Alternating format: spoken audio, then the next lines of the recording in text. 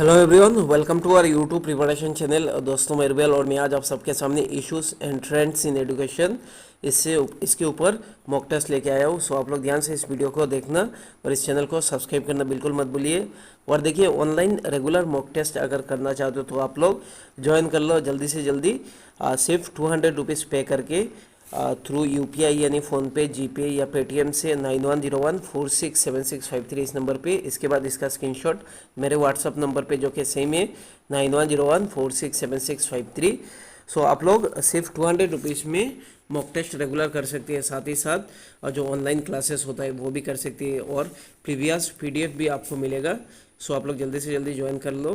देखो, बहुत सारे स्टूडेंट मतलब 200 के ऊपर स्टूडेंट मेरे साथ जुड़े हुए हैं। सो आप लोग भी जल्दी से जल्दी जुड़ जाओ और देखो, इससे आपका बहुत ज़्यादा हेल्प मिलेगा क्योंकि इस बार कंपटीशन बहुत ज़्यादा है बीएड एग्ज़ाम के लिए, जो एंट्रेंस एग्ज़ाम होता है। सो आप लोग इसको नेग्लिजेंसी मत करो और जल्दी से जल्दी ज्वाइन कर लो और अपना प्रिपरेशन और भी सॉलिड करो। सो देखिए, जो इम्पोर्टेंट क्वेश्चन है आप लोग देखेंगे। So number 1 question, Aarohan scheme is for. Aarohan scheme किस लिए है? Primary education, secondary education, higher education, none of this. So right answer का option B, secondary education. Question number 2, Aarohan scheme is for. सो आरोहण स्कीम किस लिए है? सो राइट आंसर का option है monitoring and mentoring of talented student from the remote, rural and poor families. ध्यान रखना, आरोहण स्कीम ये आसाम का है। सो मॉनिटर और मेंटर करना talented student from the remote और रूरल एंड पुअर फैमिली से। क्वेश्चन नंबर 3 थोड़ा क्विकली जाएंगे क्योंकि क्वेश्चन थोड़ा ज़्यादा है। शब्दधारा अंडर आरएमएस से। शब्दधारा क्या है? सो इसका राइट आंसर का ऑप्शन है यानी young child to explore global knowledge on skill based innovative teaching learning tactics से मतलब ग्लोबल नॉलेज मिले। Question number 4, in which year RMSC यानी Rashtriya Madhyamik Shiksha Abhiyan launch. So right answer का option B 2009। Question number 5, district primary education programme यानी DPEP was launch in the year. So देखो, 4 option है, right answer का option B 1994। Question number 6, which of this is not one of the 4 pillar of the education highlighted by Delors Commission। So UNESCO का ये commission था। सो Jacques डेलोर ये French के थे। सो वो चेयरमैन थे। सो उनके नाम से ही ये कमीशन नाम जाना जाता है, डेलोर कमीशन। सो देखो, 4 ऑप्शन है, कौन सा नहीं है? सो राइट आंसर का टू हैव। बाकी देखो, learning, to be, to know, to live together, ये तीनों है। सो उनका मतलब 4 पिलर्स बोला था। सो इसमें से ये 3 है। Question number 7, on the basis of recommendation of Dash Commission the first national education was formulated NP 1968 कह सकते हैं जो फॉर्मुलेट हुआ।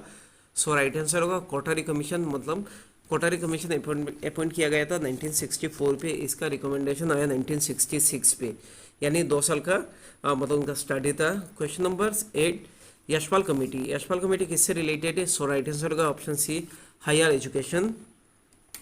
Question number 9, which one of the following is not a component of the National Knowledge Commission 2006-2009 report. So देखो, जो right answer होगा देखो option D, ये नहीं है बोरोइंग ऑफ नॉलेज। बाकी है access to knowledge, knowledge concept जैसे डिलीवरी ऑफ सर्विसेज, ये तीनों है। Question number 10, on which one of the following Tarachand committee provided recommendation. देखो, student unrest, religious and moral education, vocational education, देखो secondary education. So right answer का option D, secondary education.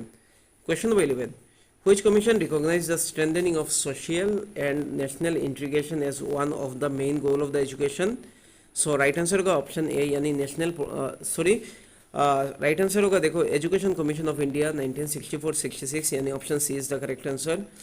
question number 12, which was the first open university in India। India का first open university कौन सा है? सो 4 option है इधर। इसमें जो राइट आंसर होगा वो ऑप्शन है यानी doctor B R Ambedkar open university 1982, ये हैदराबाद पे था। उसके बाद लार्ज स्केल में जो पूरा नेशनल लेवल पे हुआ था इग्नो 1985 को हुआ था। सो ये सब फैक्ट याद रखना।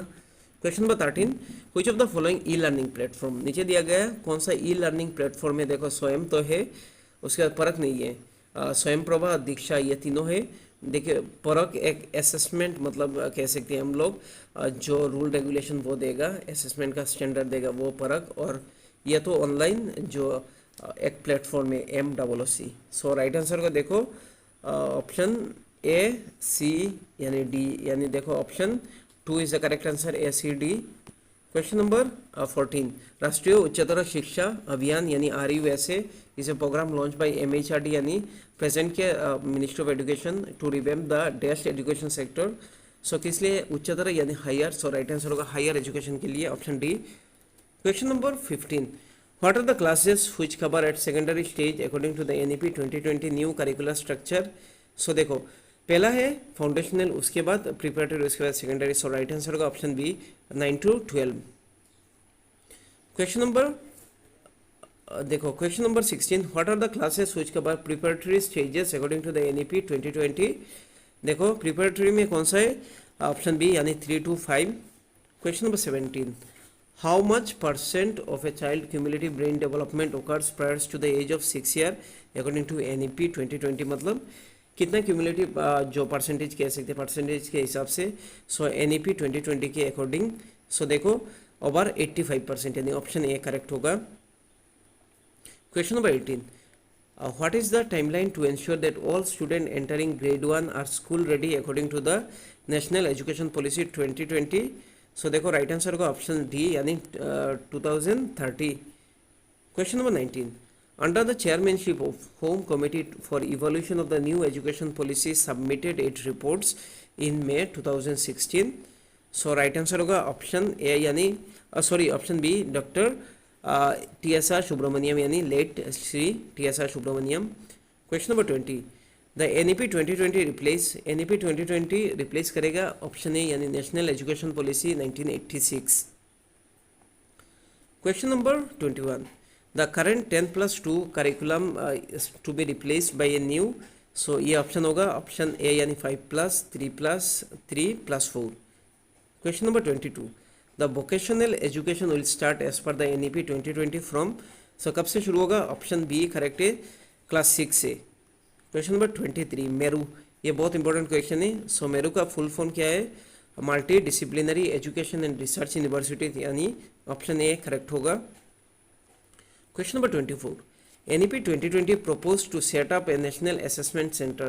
What is the name of the NAC यानी नेशनल असेसमेंट सेंटर। सो देखो थोड़ी देर पहले मैंने बोला था, सो राइट आंसर का ऑप्शन बी फर्क। Question number 25, what is the objective of the national assessment centre यानी परक। सो परक का मतलब क्या ऑब्जेक्टिव है, सो राइट आंसर होगा setting norms standards and guidelines यानी ऑप्शन सी करेक्ट होगा। Question number 26, which of the following arrangement is an effective supplement for providing teachers education through distance mode। सो देखो राइट आंसर होगा option D यानी MOOC। Question number 27, an innovative tool to enable teachers to take student on immersive virtual journey and field trip to anywhere। सो देखो option C Google expedition, ये most important question है, ये सब current affair से question है। Question number 28, which of the following term is related to the digital learning environment for design। So देखो कौन सा मतलब फॉलोइंग टर्म रिलेटेड है digital learning environment for design. So इसके ऑप्शन से ही पता चल जाएगा, option C is the correct answer, E Kalpa. Question number 29, Swayamprabha is a group of dash channel devoted to telecasting of the high quality educational programme. So option A is the correct answer 34 DTH channel. Question number 30, to create scientific temperament innovation among the Indian students, central government started Atal Tinkering Lab यानी ATL। what is the full form of the ATL। so right answer होगा option B Atal tinkering lab, ये भी most important question है। Question number 31, when was the digital India programme started. So right answer होगा option C यानी 2015। Question number 32, which of the following decision support system for assisting people in taking the best decision for their children's future। So देखिए option B यानी Saransh. Question number 33, the right to free and compulsory education for children between age group 6 to 14 has been. So देखो ये Indian constitution पे insert किया गया article 21A यानी option D. Question number 34, first open university in India was establish in the year. So option B थोड़ी देर पहले मैंने बोला था 1982। Question number 35, which of the following is an apex body in the area of the teacher education in India. So NCT यानी option C is the correct answer. Question number 36, which of the following describe as Magna Carta of Indian education. So देखो option B is the correct answer, यानी Wood dispatch 1854। Question number 37, district primary education programme DPEP sorry was started in the year, so option B is the correct answer, 1994। Question number 38, university education commission constituted 1948, इसको मतलब Radha Krishnan commission भी कह सकते हैं, was appointed by, so option देखो B is the correct answer, क्योंकि अभी change हो गया ministry of education. Next question, question number 39, education falls under, so देखो 3 लिस्ट है 7 शेड्यूल पे, स्टेट लिस्ट, यूनियन लिस्ट और concurrent list. So education falls कौन से लिस्ट के अंडर होता है? कंकरेंट लिस्ट, यानी ऑप्शन ए, ये 42nd अमेंडमेंट एक्ट 1976 के द्वारा स्टेट लिस्ट से मतलब इसको कंकरेंट लिस्ट में लेके गए। सो ये भी याद रखना। Question number 40, which of the following commission was first decentralise the primary education? So कौन सा राइट आंसर है? देखो option A is the correct answer, Hunter commission. Question number 41, national commission is headed by, national knowledge commission is headed by, so option C is the correct answer, यानी Sam Pitroda. So आज के लिए इतना ही, thank you so much. आप लोग जल्दी से जल्दी ज्वाइन कर लो रूबेल सर एकेडमी के साथ और आज का मॉक टेस्ट करो। सो सिर्फ 200 रुपीज़ से ज़्यादा नहीं है। सो आप लोग इसके लिए मतलब देखोगे अप्लाई करते टाइम भी ऑलमोस्ट 1500 के करीब गया। सो आप लोग 200 रुपीज़ के लिए मतलब लास्ट मिनट प्रिपरेशन छोड़े मत। So thank you so much. इस वीडियो को ज़्यादा से ज़्यादा शेयर करो। थैंक